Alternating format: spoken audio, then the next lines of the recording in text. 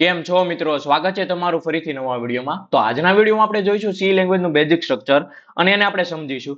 તો basic structure સમજવા માટે આપણે પ્રોગ્રામ કરીશું. પ્રોગ્રામ કરવા માટે આપણે સૌપ્રથમ એક ફોલ્ડર બનાવી લઈશું. એ ફોલ્ડરમાં આપણે સી લેંગ્વેજના બધા પ્રોગ્રામ કરીશું. તો અત્યારે મેં ડી ડ્રાઈવમાં એક ફોલ્ડર બનાવી નાખ્યું છે સી પ્રોગ્રામિંગ નામનું. તો એ પ્રોગ્રામિંગ નામના ફંક્શન પ્રોગ્રામિંગ નામનું જે ફોલ્ડર છે એને આપણે VS કોડમાં ખોલીશું. VS કોડમાં ખોલવા માટે શિફ્ટ સાથે રાઈટ ક્લિક કરીશું. ઓપન વિથ કોડ કરીશું એટલે આપણું VS કોડમાં આપણું ફોલ્ડર બની જાય છે.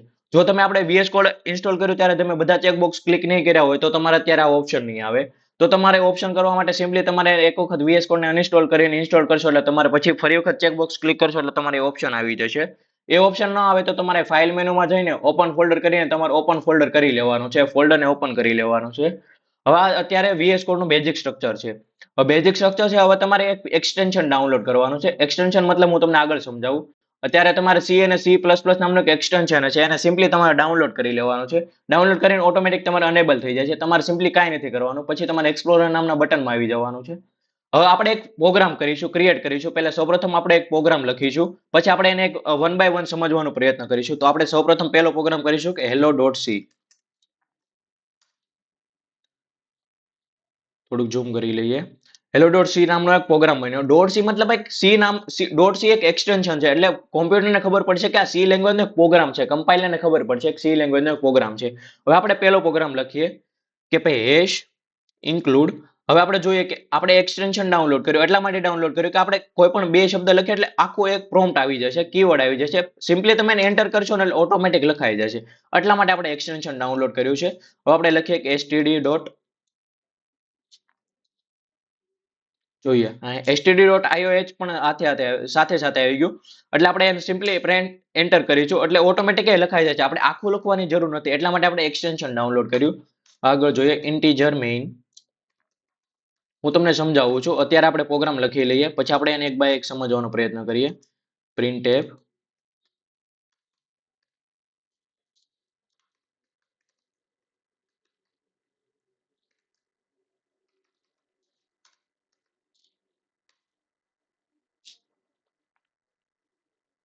કોંગ્રેચ્યુલેશન, તમે તમારો પહેલો પ્રોગ્રામ લખી લીધો છે.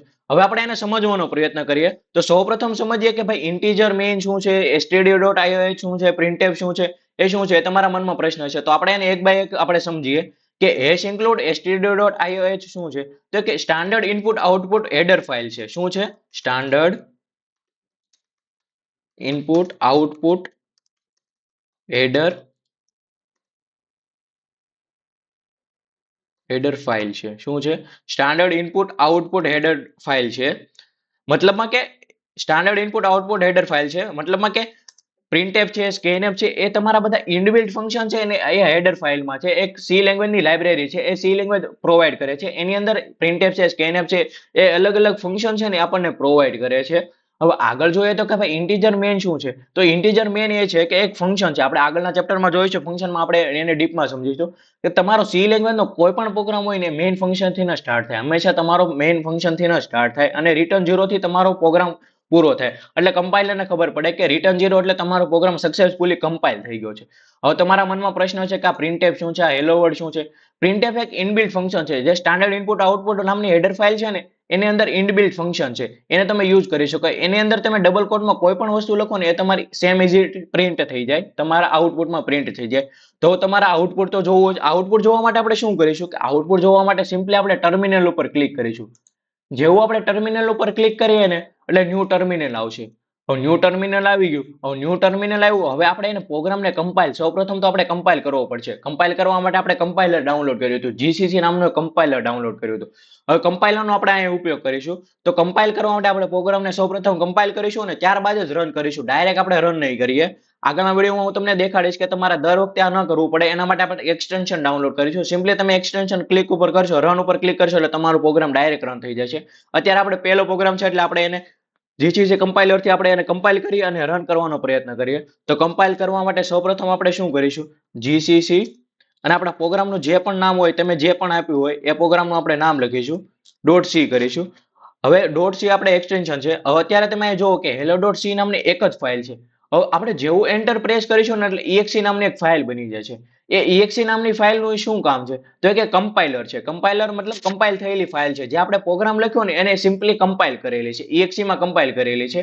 અને એ લેંગ્વેજમાં છે ને કોમ્પ્યુટર ભાષા સમજ છે અને કોડનું આઉટપુટ જે હશે ને એ આપણને કોડનું આઉટપુટ આવશે. તો સિમ્પલી આપણે અત્યારે પ્રેસ એન્ટર કરીએ. જેવું આપણે પ્રેસ એન્ટર કરીશું ને એટલે જોવો અહીં exe નામની એક ફાઇલ બની ગઈ છે. exe નામની ફાઇલ બની ગઈ, કમ્પાઇલર exe નામની એક ફાઇલ બનાવી. હવે તમારા મનમાં પ્રશ્ન હશે કે અહીં આઉટપુટ તો આવ્યું નહીં. તો આઉટપુટ લાવવા માટે શું કરવાનું કે જે exe નામની ફાઇલ બની છે ને એને આપણે રન કરવી જશે. exe નામની ફાઇલને રન કરવા માટે શું કરીશું કે ./ અને આપણે સિમ્પલી ક્લિક કરીશું અને સિમ્પલી આપણે ટેબ કી દબાવીશું ને એટલે એ ઓટોમેટિક આવી જશે. ઓટોમેટિક એ આવી જશે exe નામની ફાઇલ ઓટોમેટિક તમારે લખવાની જરૂર નથી. હવે સિમ્પલી તમે પ્રેસ એન્ટર કરીશો ને એટલે તમારું આઉટપુટ આવી જશે. તમે જે પણ અહીં લખ્યું છે ને એ તમારું આઉટપુટ સેમ ઇટ ઇઝ અહીં આવી જશે, ટર્મિનલમાં આવી જશે, તમારા આઉટપુટમાં આવી જશે. હવે તમે કોઈ પણ મલ્ટિપલ લાઈન પણ તમે અહીં લખી શકો. પ્રિન્ટએફમાં તમે મલ્ટિપલ લાઈન પણ લખી શકો. આપણે લખીએ, ટ્રાય કરીએ કે પ્રિન્ટએફ સી પ્રોગ્રામિંગ.